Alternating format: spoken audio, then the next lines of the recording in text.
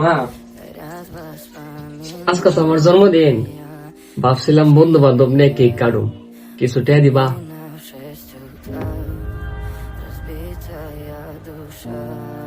বাবা শোন, আজ তোর 20 বছর হলো। আজ থেকে তোর জীবন আর আগের মতো থাকবে না। এখন থেকে তুই যা করবি সবকিছুর হিসাব দিতে হবে, কারণ এই পৃথিবী বেকার ছেলেদের সম্মান দেয় না। মানুষ শুধু সফল মানুষকে ভালোবাসে। শোন বাবা, গরিব পরিবারের ছেলেদের 20 বছর মানে স্বপ্ন শেষ, দায়িত্ব শুরু। এখন থেকে তোর রাতে ঘুম কবে যাবে, শুধু চিন্তা বাড়বে। বন্ধুরা যখন ঘুরতে যাবে তখন তুই ভাববি বাজারের খরচ কিভাবে হবে। একটা সময় ছিল তুই খেলনা চাইতি, আর এখন তুই সংসার চালাইবি। মনে রাখিস বাবা, 20 বছর বয়সে যারা কষ্ট করতে শিখে, 25 বছর বয়সে তারাই পরিবারকে শান্তি দেয়।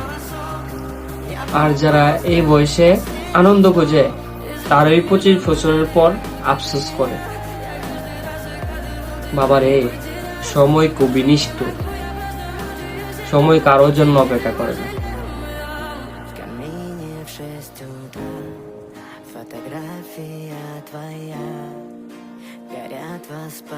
বাবা এদিকে আয়।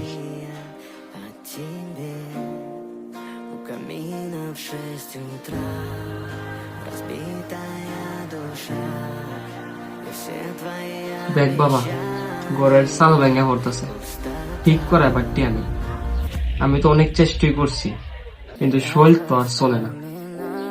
এখন পরিবারের দায়িত্বটা তোর।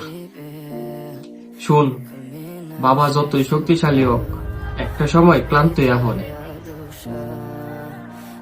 বাবা রে, আমি চাই তুই এমন কিছু কর, আমরা দুজনের তোর উপরে ভরসা। আমরা চাই তুই এমন কিছু কর যেমন তোর মার কান্না করা করতে হবে। তোর মা যেমন মানুষের কাছে গিয়া মাথা উঁচু করে বলতে পারে এটা আমার ছেলে, তুই এমন কিছু কর। আমরা যেমন সমাজ জোর গলায় বলতে পারি যে এটা আমার ছেলে। 20 বছর বয়সে এসে বুঝলাম পুরুষ মানুষের কান্না লুকিয়ে রাখতে হয়। একটা ছেলে ভেঙে পড়লে তার পুরা পরিবার ভেঙে পড়ে।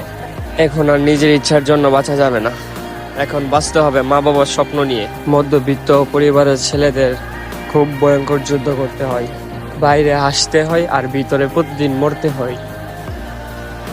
আজ বুঝলাম জন্মদিন মানে বয়স বাড়ে না, জন্মদিন মানে আরেকটা দায়িত্ব কাঁধে ওঠে।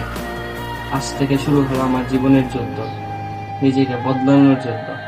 নিজের জন্য নয়, পরিবারের জন্য এবং বাবা মার মুখে হাসি ফোটানোর জন্য।